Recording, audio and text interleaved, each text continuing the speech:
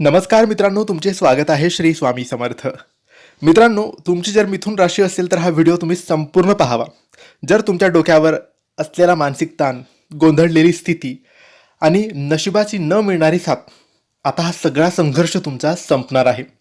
कारण 25 जुलै 2026 म्हणजेच या वर्षाची पावन पवित्र आषाढी एकादशी, विठ्ठलाच्या या पवित्र आणि मंगलमयी दिवसापासून तुमच्या आयुष्यात अशा काही अद्भुत आणि तुम्हाला चक्रावून टाकणाऱ्या घटना घडणार आहेत, ज्या आता 100% कोणीही थांबवू शकत नाही.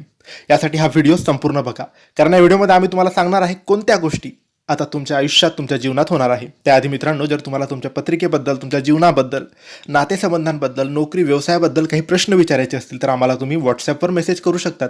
किंवा तुमच्यावर कर्ज झालेलं असेल, पैसा टिकत नसेल, व्यापार तुमचा चालत नसेल, नोकरीत तुमची प्रगती नसेल, शिक्षणात काही समस्या असेल, नात्यात काही प्रॉब्लेम असेल, लग्न जमत नसेल, संतान प्राप्ती नसेल किंवा अन्य कोणत्याही समस्या, अडचणीस तुम्हाला बाधा, काही त्रास असेल, हा वाईट काळ कधी संपेल, चांगला काळ कधी येईल, कोणत्याही संदर्भात तुम्हाला प्रश्न विचारायचे असतील तर तुम्ही आम्हाला मेसेज करा. आम्ही तुमची पत्रिका बघू, पत्रिका व्यवस्थित तपासू, त्यात कोणता ग्रहदोष आहे काय, काही अडथळे आहे काय, बाधा आहे का, आणि त्यावर सोपे उपाय आणि सोपी सेवासुद्धा देऊ. चांगला काळ कधी येईल, वाईट काळ कधी संपेल, हे सगळं तुम्हाला सांगू. यासाठी दिलेल्या व्हॉट्सॲप नंबरवर तुम्ही आम्हाला मेसेज करावा. मित्रांनो, मिथुन राशीच्या लोकांसाठी नोकरीच्या ठिकाणी सुरू असलेला संभ्रम आणि कष्टाचे क्रेडिट न मिळण्याचे दिवस आता संपले आहेत. 25 जुलैनंतर तुमच्या बुद्धीला आणि कौशल्याचा योग्य न्याय आता मिळणार आहे. मित्रांनो, काय शुभ होईल तर जर तुम्ही IT किंवा ITI, बँकिंग, मीडिया, कन्सल्टन्सी किंवा कंत्राटी शासकीय सेवेत कार्यरत असाल तर तुमच्यासाठी हा काळ सुवर्ण काळ ठरणार आहे. तुमच्या बोलण्याने आणि प्रेझेंटेशनने वरिष्ठ प्रभावित होतील. नवीन नोकरीच्या शोधात असणाऱ्यांना मोठ्या पॅकेजसह उत्तम संधी आता चालून येईल. ज्यांना बदली हवी आहे, ज्यांच्या मनासारख्या ठिकाणी बदली होण्याचे मजबूत योग आहेत.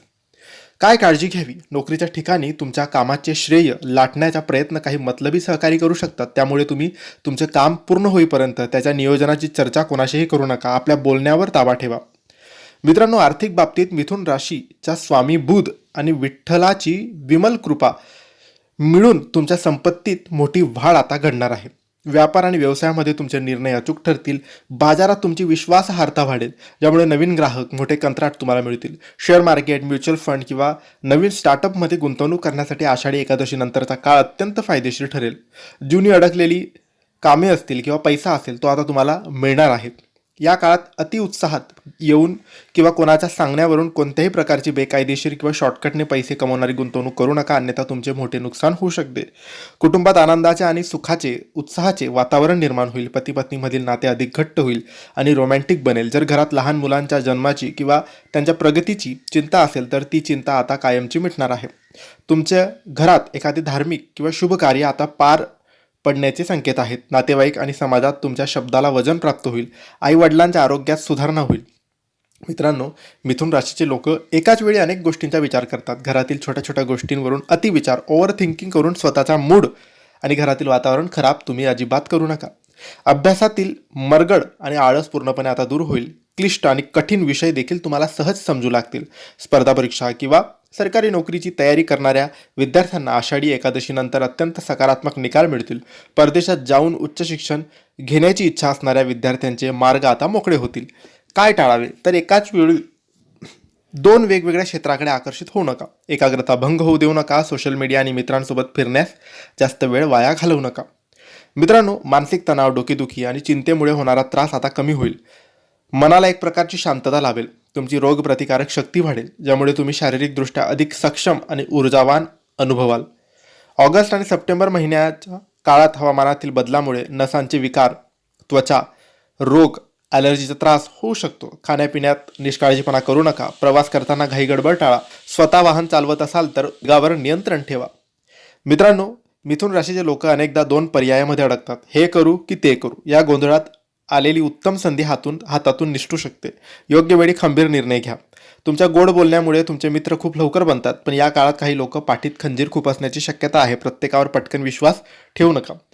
या सुवर्ण काळाचा 100% फायदा घेण्यासाठी आषाढी एकादशीपासून तुम्ही काही उपायसुद्धा करू शकतात. विठ्ठलाचे नामस्मरण आणि विष्णू सहस्त्रनाम दररोज सकाळी रामकृष्ण हरी मंत्राचा जप करा. जमल्यास विष्णू सहस्त्रनामाचे पठण करा आणि श्रवण करा. यामुळे बुध ग्रह अतिशय बलवान होतो. मित्रांनो, आषाढी एकादशीच्या दिवसापासून घरात मांसाहार, मद्यपान किंवा खोटे बोलणे पूर्णपणे टाळा. वास्तू सात्विक ठेवा. कोणाचीही चेष्टा मस्करी करताना मर्यादा ओलांडू नका किंवा कोणाचाही उपरोधिक शब्दात अपमान करू नका. तुमच्या वाणीचा गैरवापर केल्यास बुध ग्रह अशुभ फळ देऊ शकतो. कोणत्याही व्यक्तीला जमीन राहू नका, अन्यथा आर्थिक अडचणीमध्ये तुम्ही येऊ शकतात. मित्रांनो, मिथुन राशीच्या लोकांसाठी 25 जुलै 2026ची आषाढी एकादशी तुमच्या आयुष्यातील संभ्रमाचे ढग दूर करून यशाचा नवा सूर्य उगवणार आहे. विठ्ठल माऊलीचा आशीर्वाद आणि ग्रहांची ताकद तुमच्या पाठीशी 100% उभी राहील. आता आत्मविश्वासाने पाऊल पुढे टाका, यश तुमच्या चरणी येईल. तुम्हाला हा व्हिडिओ, ही माहिती आवडली असेल तर लाईक आणि शेअर करा. काही प्रश्न असतील तर कमेंट्सद्वारे विचारा. आमच्या चॅनलला सबस्क्राईब करायला विसरू नका. योग्य मार्गदर्शनासाठी दिलेल्या व्हॉट्सॲप नंबरवर तुम्ही आम्हाला मेसेज करू शकता. धन्यवाद. श्री स्वामी समर्थ.